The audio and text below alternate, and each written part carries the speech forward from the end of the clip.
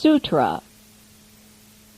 Compassionate substance, the thunder of precepts, kind intent, a wondrous great cloud. He rains down sweet dew and Dharma rain, which extinguish the flames of affliction.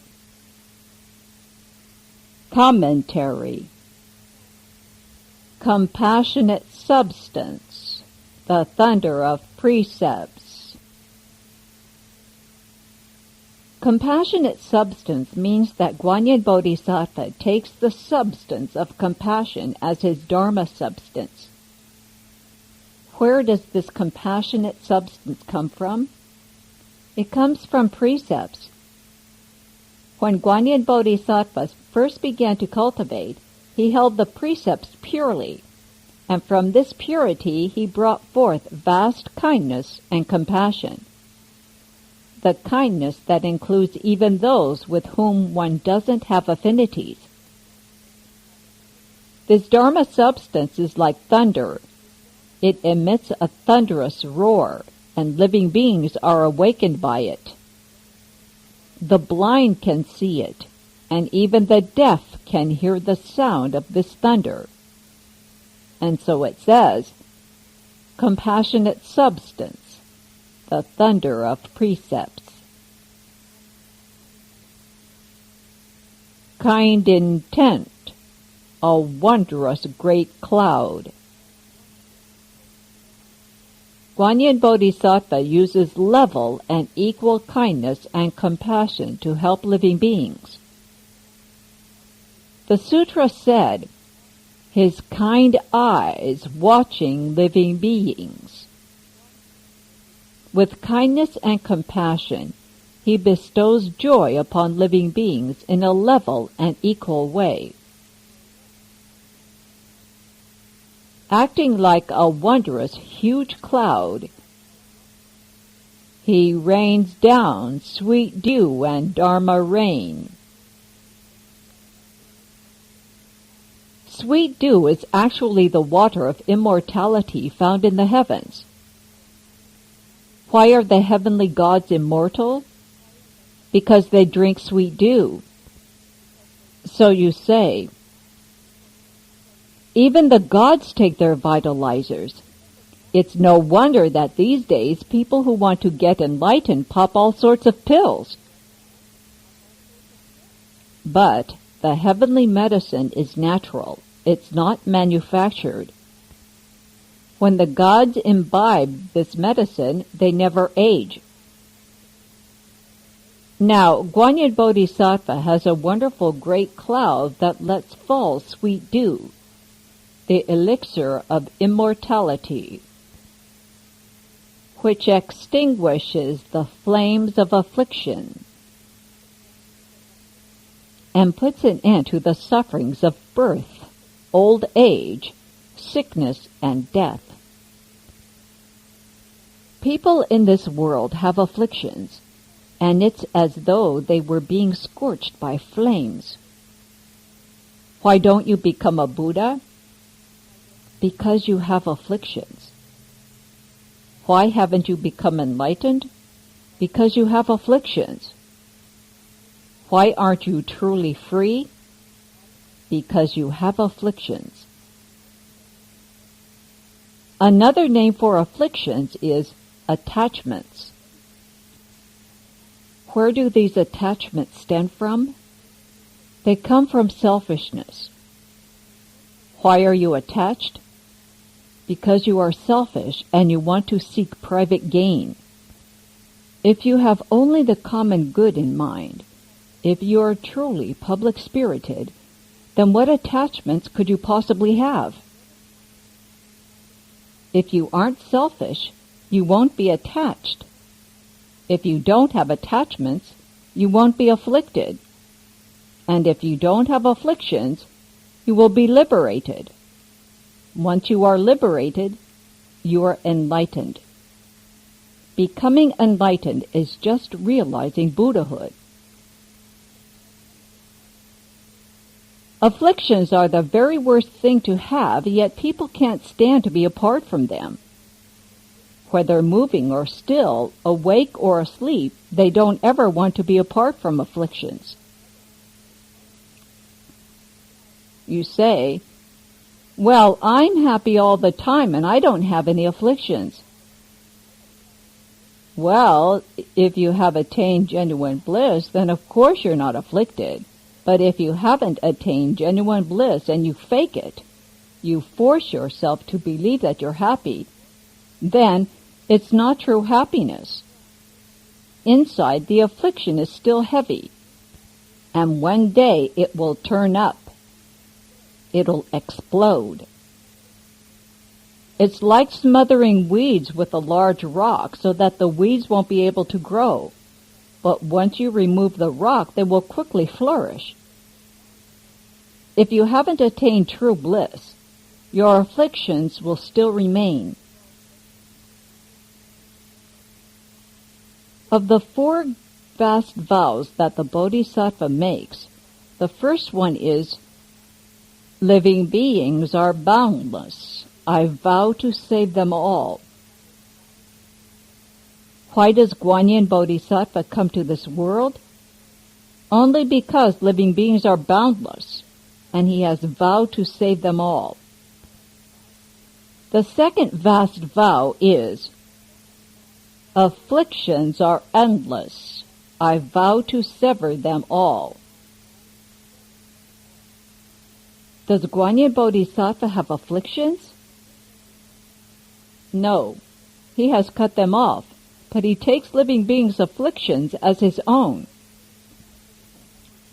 Seeing that living beings haven't cut off their afflictions, he makes the vow, "Afflictions are endless. I vow to cut them off." Basically, afflictions are endless, like waves on water. The first wave subsides and the next one rises. That wave subsides and yet another wave rises in its wake. This goes on continuously without cease. Afflictions are just like that, endless. The third vast vow is, "Dharma doors are limitless. I vow to study them all." Some people study 1 or 2 sutras and they become self-satisfied. They say they already understand Buddhism. But the Buddhism they understand is not as much as a single drop within the great sea of the Buddha Dharma. These people who become self-satisfied are just like an ant who goes to the ocean to get a drink of water. He takes his fill and says that he has drunk up the entire sea.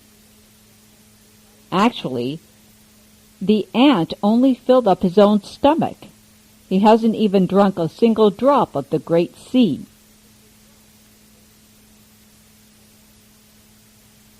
The last vast vow is, "The Buddha way is unsurpassed. I vow to realize it." There is nothing higher than the Buddha way, so everyone should resolve to become a Buddha. Don't look down on yourself. Think of yourself as originally being a Buddha. However, that doesn't mean you are a Buddha now. Basically, we are all completely endowed with the Buddha nature. But now, because we don't know how to cultivate, we don't possess the 3 bodies of the Buddha, the 4 types of wisdom, the 5 eyes, or the 6 spiritual penetrations.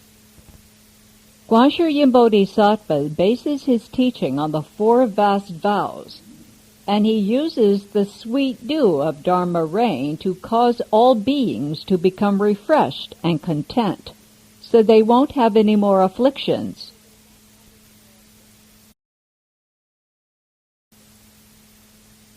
Sutra. In the midst of contention, when faced with lawsuits, or when someone is terrified on the battlefield. If he evokes the strength of Guan Yin, all his many enemies will scatter and leave. Commentary. In the midst of contention, when faced with lawsuits. Contention means fighting. During the Dharma-ending age, contention is at its height. When the Buddha dwells in the world, the period is called the proper Dharma age. During the proper Dharma age, dhyana concentration is solid. At that time, everyone likes to investigate dhyana and enter samadhi. The proper Dharma age lasts from the time the Buddha appears in the world until 1,000 years following his passing into stillness. After that comes the Dharma image age.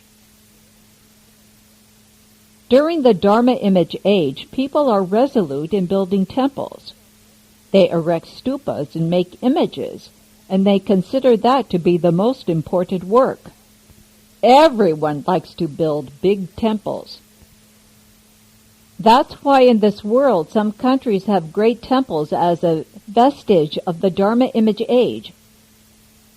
The Dharma image age also lasts for 1,000 years, and after that comes the Dharma ending age. The Dharma ending age lasts for 10,000 years. Ending here also refers to the tip of the branch. At that time, the Dharma has arrived at its termination. At present, we are in the Dharma ending age. During this time, people are neither resolute in dhyana concentration nor in building temples. They are resolute in fighting. And that's what we are discussing now in this line of verse, contention. Countries fight with countries. Families fight with families. People fight with people. Animals fight with animals. Ghosts fight with ghosts. There is fighting everywhere. Why? Because during the Dharma ending age, it's the nature of people to like fighting. However, right within the Dharma ending age, there is the proper Dharma age. And in the Dharma image age, there is also the proper Dharma age. What does this mean? Even within the Dharma ending age, there are still people who want to investigate Chan and sit in meditation. For example, many people here like to take time out in the morning or evening, or even in the midst of a busy day to sit in meditation. Just this is being in the proper Dharma age. During the Dharma ending age, these people make up only an extremely small percentage of the entire population. The fact that we can still lecture the sutras and speak Dharma, and that people vigorously cultivate according to the teachings, and that some still find time amidst their busy schedules to sit in meditation, even to the point that some don't eat or sleep in order to come to hear the sutra lectures, means that the proper Dharma age is found right within the Dharma ending age. Now, if all of us come together to build great way places and temples, then we are in the Dharma image age that is found within the Dharma ending age. Furthermore, within the Dharma image age, there are also the Dharma ending age and the proper Dharma age. For instance, during the Dharma image age, when people like to build temples, there are those who don't like to build temples and who don't even believe in the Buddha. And that's like having the Dharma ending age within the Dharma image age. And again, If at that time people get together and vigorously cultivate, then that's the proper Dharma age within the Dharma image age. Likewise, within the proper Dharma age, the Dharma ending age and the Dharma image age are also found. During the proper Dharma age, if people like to build temples, then they are dwelling in the Dharma image age. There are also those who study the Buddha Dharma just a bit and then stop. They don't investigate thoroughly. And that's like having the Dharma ending age right within the proper Dharma age.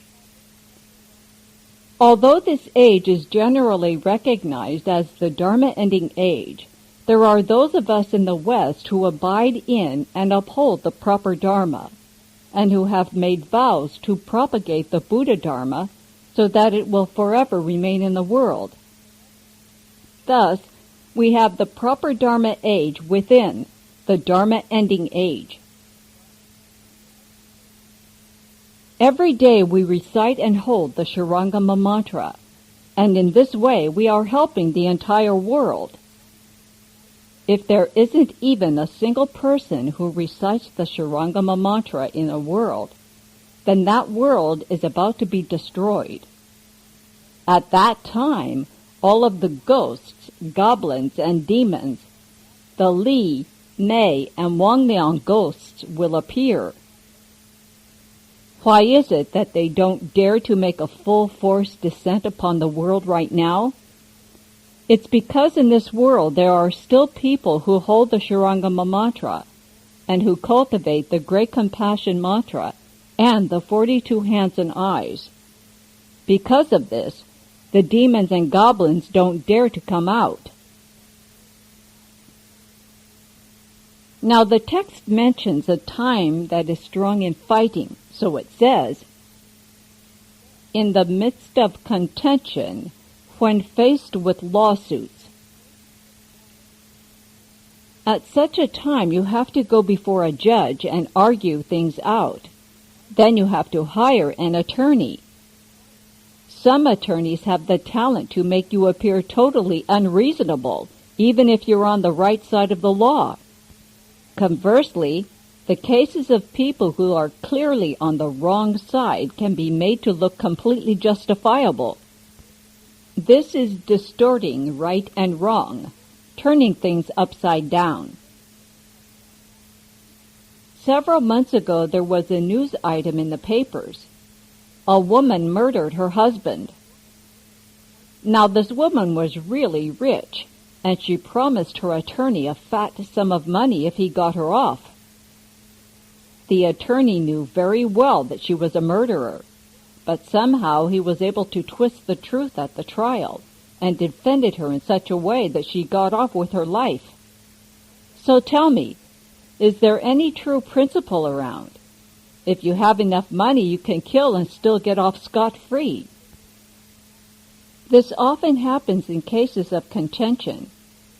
People go to court to argue about principles, but somehow the lawyers twist the facts around so that even if you have principle, they make it appear as if you don't. And if you don't have principle, they make it appear as if you do. Isn't this world full of darkness?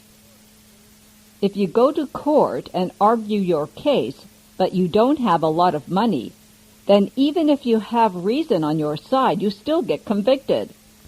Conversely, even if you don't have reason on your side, but you are wealthy, you are freed. People are manipulated by money to the point that their consciences are completely destroyed.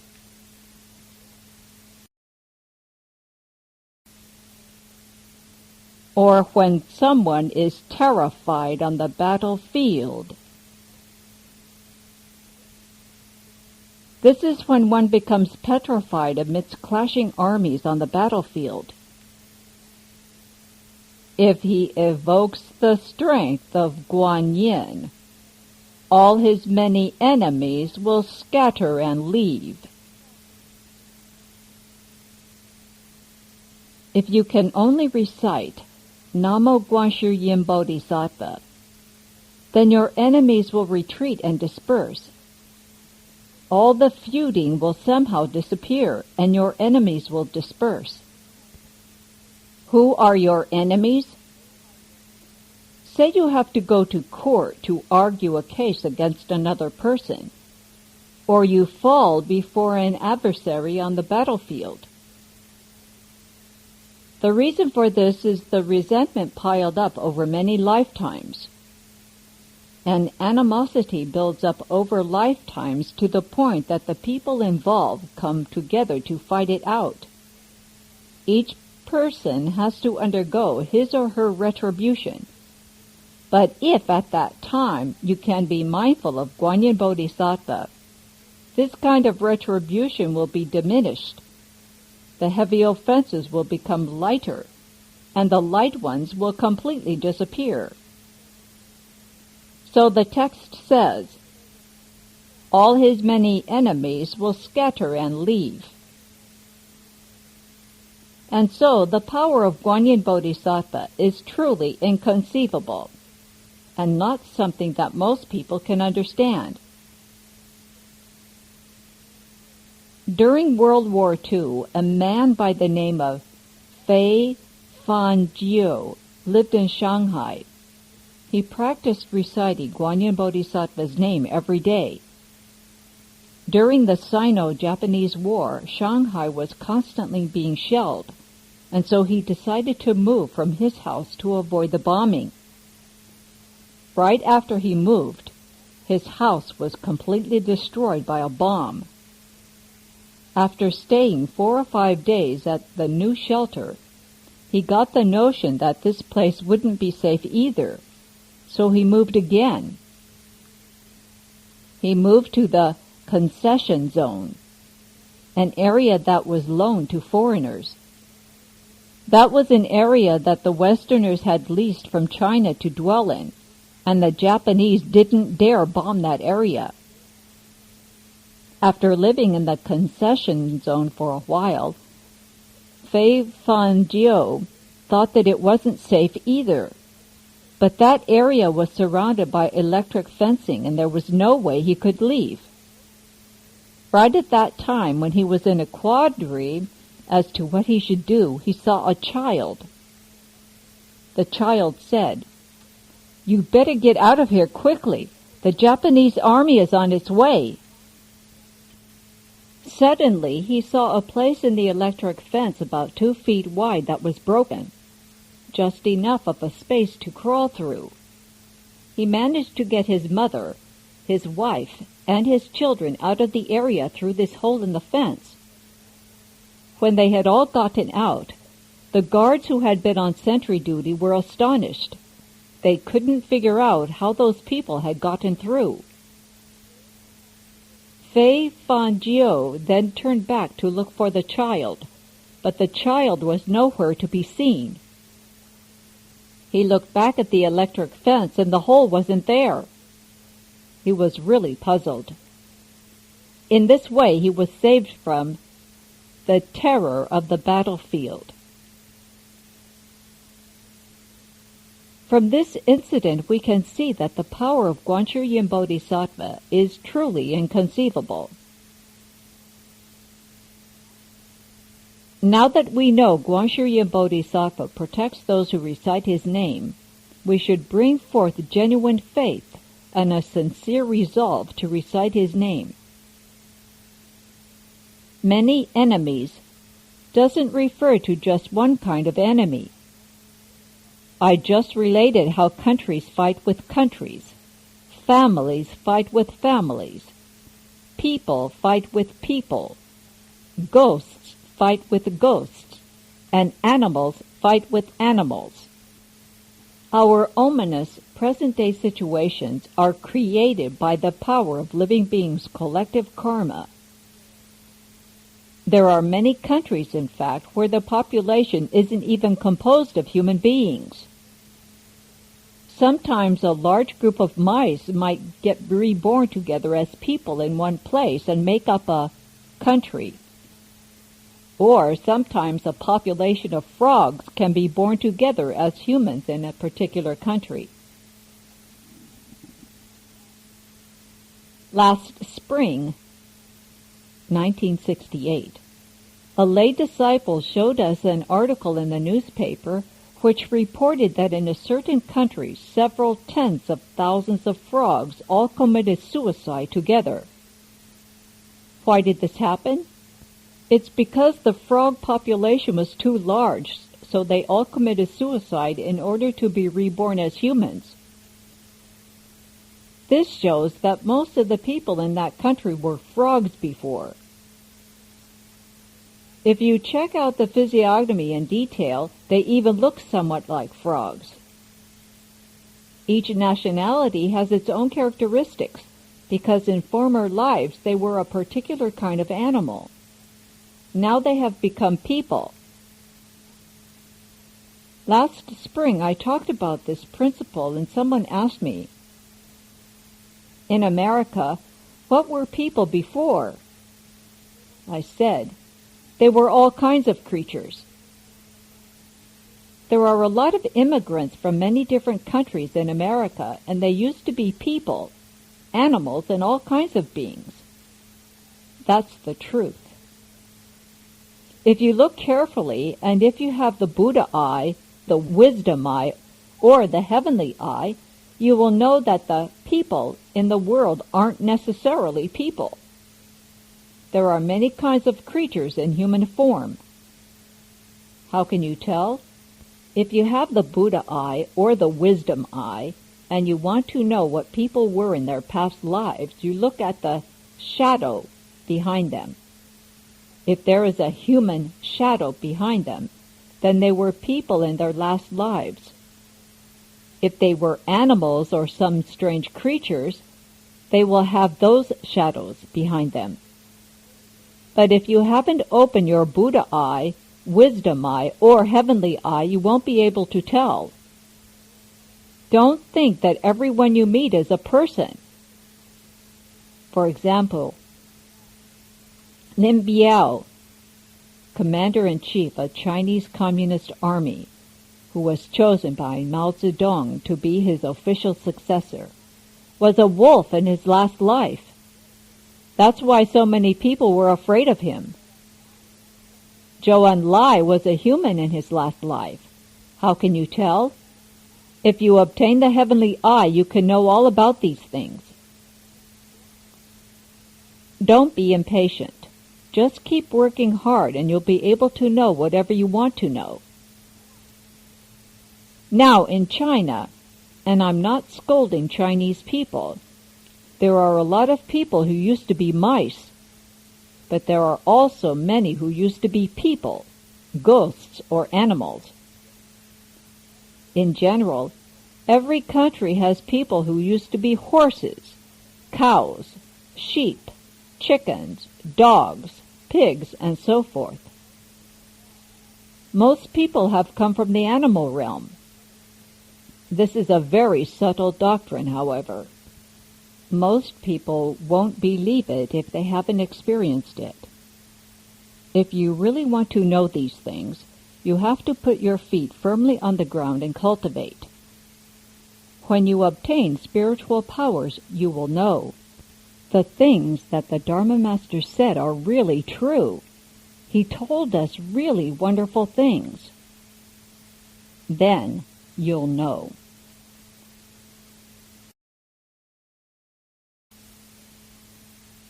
Sutra. Wondrous your sound, contemplator of the world's sounds, a pure sound, a sound like the sea tide, a sound beyond all worldly sounds. We shall always bear it in mind. Commentary. Wondrous your sound, contemplator of the world's sounds. Not only is the Bodhisattva's sound wondrous and subtle, it is also pure. A pure sound, a sound like the sea tide. The pure sound of Guanyin Bodhisattva is like the sound of the sea tide, which is reliable, ebbing and flowing. A sound beyond all worldly sounds. We shall always bear it in mind. Everyone should always recollect the name of Guanshiryin Bodhisattva. Sutra. In thought after thought, we have no doubt. Guanshiryin is pure and sagely. In times of suffering, agony, danger, and death, he is our refuge and protector. Commentary. In thought after thought, we have no doubt. You shouldn't think, what use is it to recite the name of Guanshiryin Bodhisattva? Isn't that just meaningless, reciting it every day? It's very important not to have doubts. You shouldn't have doubts for even a moment. Guanshiryin is pure and sagely. In times of suffering, agony, danger, and death, he is our refuge and protector. You can turn your very life over to Guanshiryin Bodhisattva. He will certainly protect and help you. Sutra. Complete with all merit and virtue, his kind eyes watching living beings.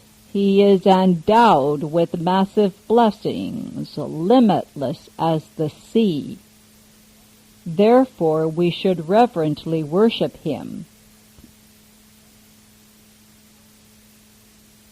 Commentary.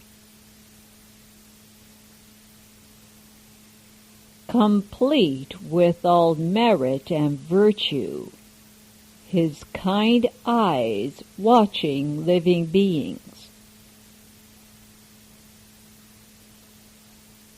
Guanyin Bodhisattva possesses inconceivable spiritual powers. Like a compassionate father, Guanshiryin Bodhisattva, with the same kind eyes, looks upon all living beings to see whether they have committed offenses or not. He is endowed with massive blessings, limitless as the sea. His equal, great compassion, saves all living beings.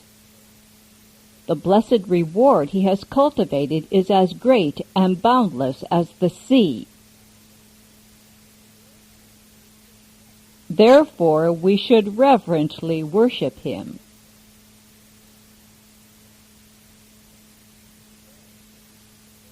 Today, we have finished the verse section.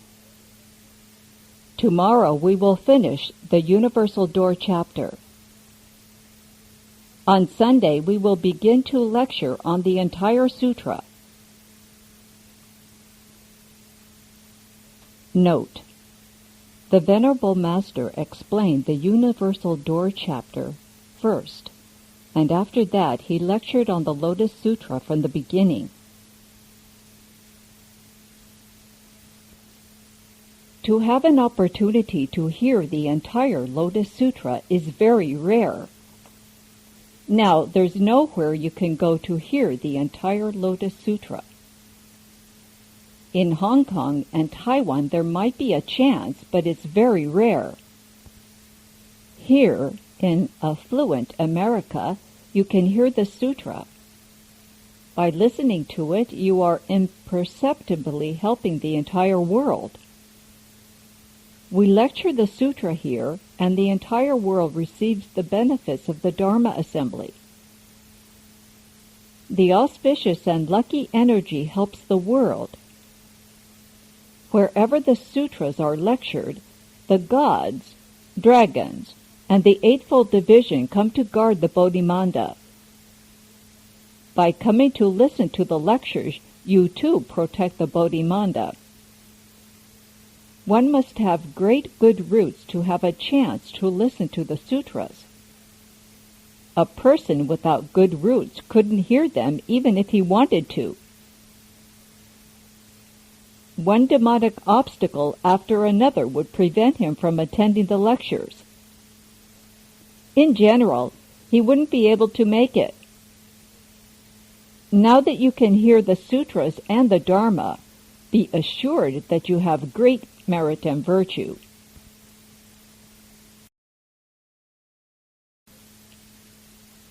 Sutra. At that time, the Bodhisattva, guardian of the earth, rose from his seat and said to the Buddha, "World-honored one, if there are those who hear this chapter of Guanshi Yin Bodhisattva, who learn about the self-mastery of his deeds and the power of his spiritual penetrations, as shown in this universal door, you should know that the merit and virtue of such people will not be small." Commentary. At that time, after Shakyamuni Buddha had finished speaking the verses, the Bodhisattva, guardian of the earth. This Bodhisattva is mentioned in the Shurangama Sutra. Limitless eons ago, this Bodhisattva was illiterate. Although he had never studied the Buddha Dharma, his conduct was very near that of a Buddhist. He was very strong and powerful. He could lift and move things that no one else could. He worked in repairing roads, and sometimes he repaired bridges. He would help people move their carts or carry their burdens, and he never took any payment for these services. He did this for a long time. Once a Buddha named Vishvabhu came by and said to him, "Leveling the roads is just casting aside the roots to grasp at the branches. It's superficial work." "Then what should I do?" said the Bodhisattva.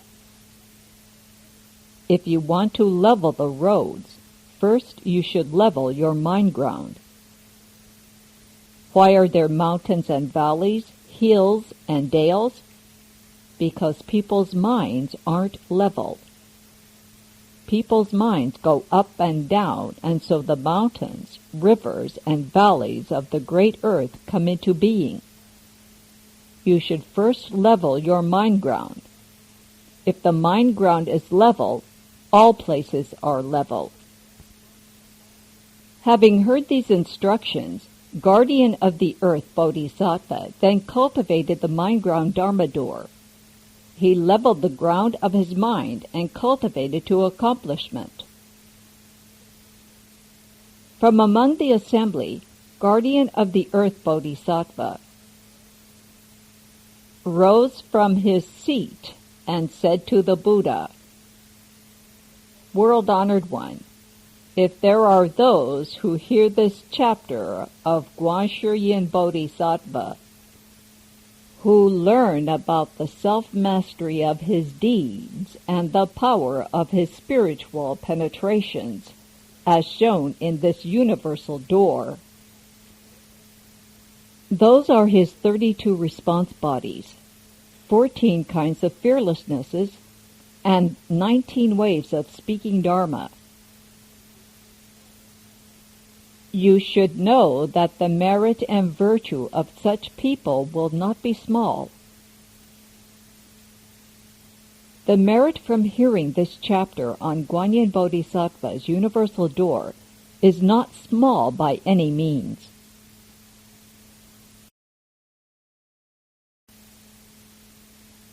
Sutra. When the Buddha had spoken the Universal Door chapter, 84,000 living beings in the assembly all brought forth the resolve for Anuttara Samyak Sambodhi. Commentary. When the Buddha had spoken the Universal Door chapter, 84,000 living beings in the assembly all brought forth the resolve for Anuttara Samyak Sambodhi. The mind for the unsurpassed, proper and equal, right enlightenment. 84,000 living beings also refers to 84,000 kinds of afflictions we living beings have. The bodies of each one of us contains 84,000 germs. We people are big germs, and all the little germs live inside of us, inside our blood, flesh, and internal organs. We are the life support systems for the little germs, and the little germs help the big germs. Each one of the germs is actually a living being. You could never count them, there being so many, but in general we say 84,000.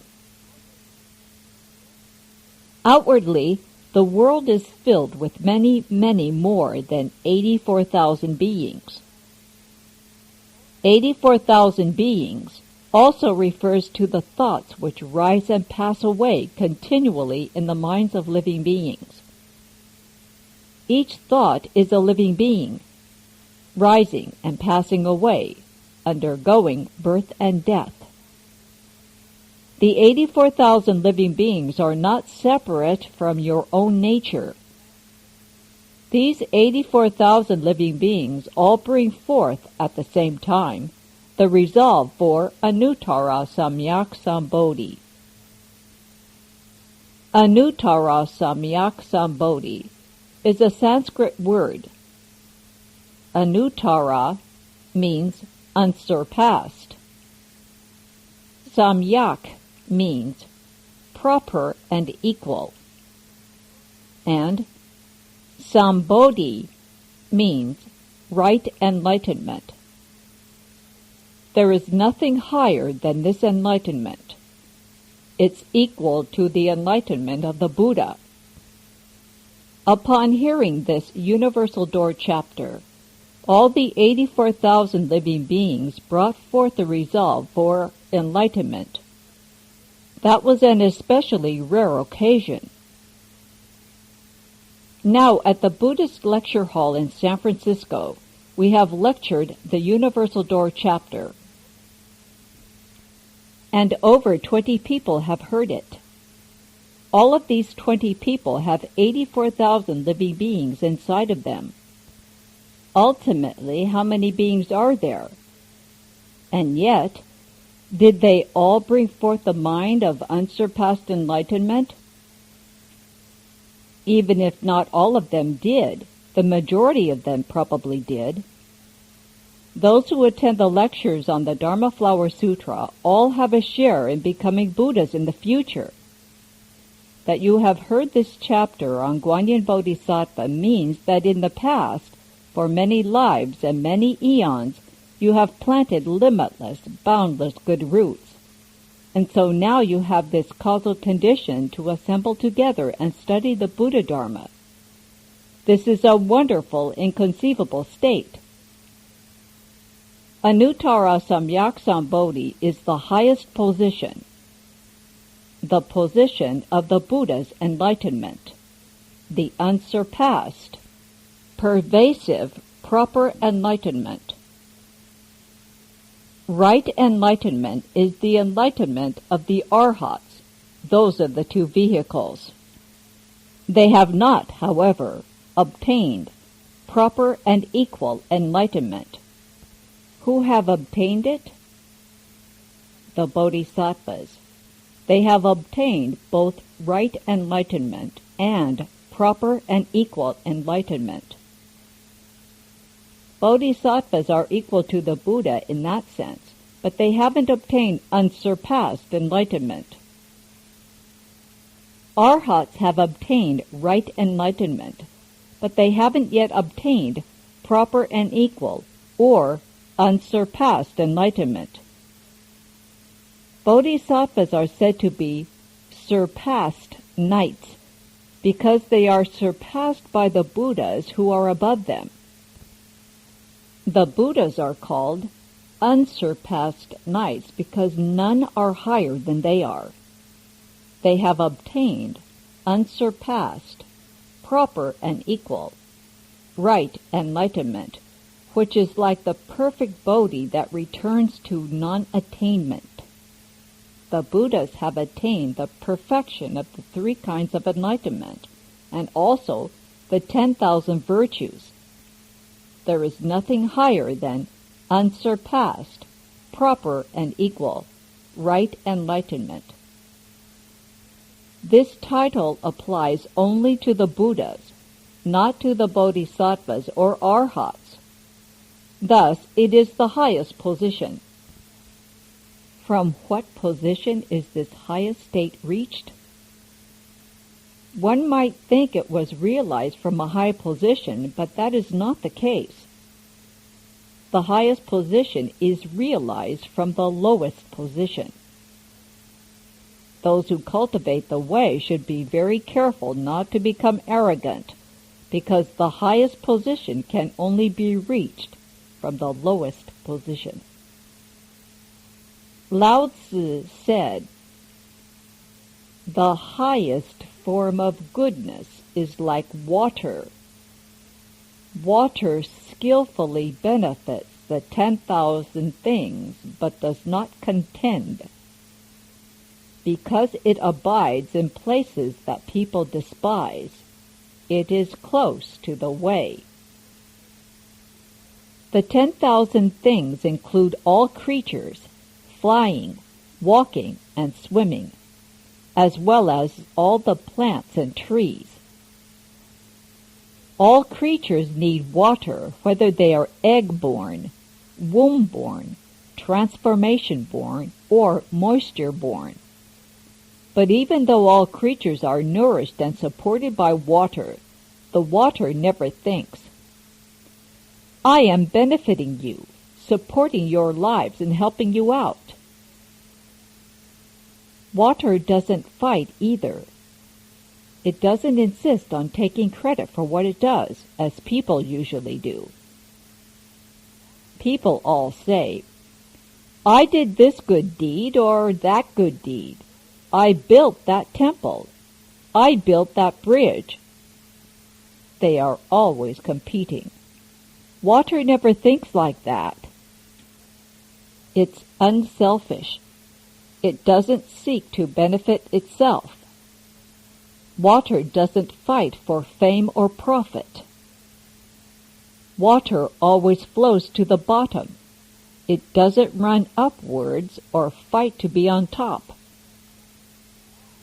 "But rain falls down from the sky," you say. That's a very good point. The rain does fall down, but how did it get up there in the first place? It goes up from the lowest place. Then it falls down and flows into the rivers and the seas, and still recedes into the low-lying places. It just goes up into the sky temporarily. Water goes to places where no one else wants to go. Why is it that cultivators don't like to live in fancy houses? They may even live in caves. The reason is they want to imitate water by dwelling in a lowly place. Because water goes to places people despise, it's close to the way. If you want to realize unsurpassed, proper and equal, right enlightenment, you too must begin from the lowest position. You don't begin at the top. If you want to become a Buddha, you must first be a good living being. How do you do that? Just do what is good. Don't do evil. Follow the good and change the evil. Go down the good road and get off the bad road.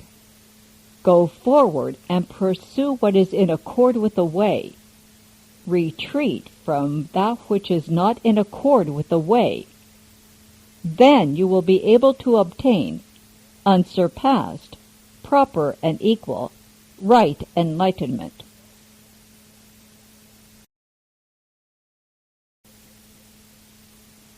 Today we have finished this general explanation of the Universal Door chapter. The wonderful doctrine of the Universal Door is ineffable and endless. It's not something that can be completely explained in a short period of time. The Dharma Flower Sutra is ineffably wonderful. Its wonderful functions are infinite and endless. Today, I have explained the meaning in general. In the future, if there is an opportunity, we can go into it more deeply. Saturday is Guanyin Bodhisattva's anniversary. Now that we have heard this chapter, we have a general idea about the spiritual powers and wonderful functions of Guanyin Bodhisattva. Saturday we will recite Guanyin Bodhisattva's name and bow the great compassion repentance, and Guanyin Bodhisattva may manifest his inconceivable and wonderful functions. If there's anything on your mind, anything that you are seeking for, you should pray to Guanyin Bodhisattva. I believe that you will obtain what you seek. The wonderful Dharma Lotus Flower Sutra is the sutra for becoming a Buddha. Having heard the Dharma Flower Sutra, we each have a share in future Buddhahood. This is a very rare opportunity. Those who know Chinese know what bowing repentances is all about. Those who can't read Chinese, who can only pronounce the sounds, don't know what quelling disasters and increasing blessings and longevity is all about. If they understood, they could also bow very happily. During all the years I was in Hong Kong, people would bow the Medicine Master repentance.